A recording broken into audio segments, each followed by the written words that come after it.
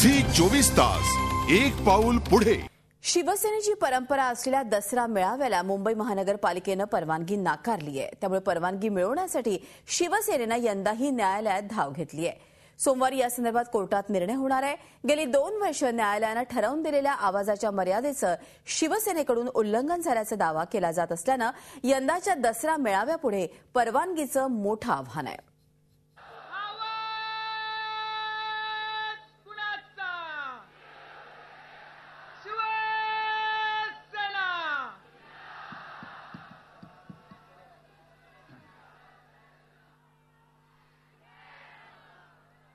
जमलेल्या माझ्या तमाम हिंदू बांधवांनो, भगिनी आणि मातांनो, शिवाजी पार्क, शिवसेना प्रमुख आणि दसरा मेळावा हे जणू समीकरणच बनलंय। शिवसेनेची 45 वर्षांची परंपरा असलेला दसरा मेळावा गेल्या 2 वर्षांपासून सायलेंट झोनच्या कचाट्यात सापडतोय। हायकोर्टाच्या आदेशानं शिवाजी पार्कला सायलेंट झोन जाहीर करण्यात आलाय। त्यामुळे आवाजाच्या या संकटाला यंदाही शिवसेनेला तोंड द्यावं लागणार आहे।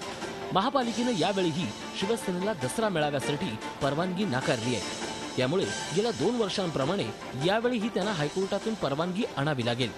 आमदार अनिल परब यांनी न्यायालयात तशी याचिकाही दाखल केली आहे। त्यावर येत्या सोमवारी सुनावणी होणार आहे। मागील 2 वर्षात झालेल्या मेळाव्याला न्यायालयानं आवाजाची मर्यादा ठरवून देत सशर्त परवानगी दिली होती। 50 डेसिबल्स आवाजाची मर्यादा असताना शिवसेनेनं आदेशाला तेव्हा गांभीर्यानं घेतलं नव्हतं। विमानही दिसत नाही आणि गेलंच तर मी पोलिसांना सांगितलं असेल, जा वरती जा म्हणजे विमानाच्या त्या वैमानिकाला भेटा आणि मला काय डेसिबल बसवले तुला माहिती आहे का नाही? आवाजावरती बंदी आहे इकडे, या देशावरती सगळ्याच गोष्टींवरती बंदी आहे। कसलं डेसिबल आणि कसलं काय? हो, ऐतिहासिक मैदान आहे। तुमचा जन्म झाला नव्हता त्यावेळेला इथे काय संयुक्त महाराष्ट्राच्या सभा कडाडल्यात। कितीतरी नामवंत इकडे येऊन त्यांनी भाषणं केलेली आहेत। माणसं पिसाळून सोडली होती। गिरणी कामगार पेटला होता। महाराष्ट्राला जी मुंबई मिळाली ना, ती गिरणी कामगारांमुळेच मिळालेली आहे, विसरू नका आपण। गेल्या 2 दसरा मेळाव्यात आवाजाच्या मर्यादेचं उल्लंघन झाल्याचा पोलिसांचा दावा आहे।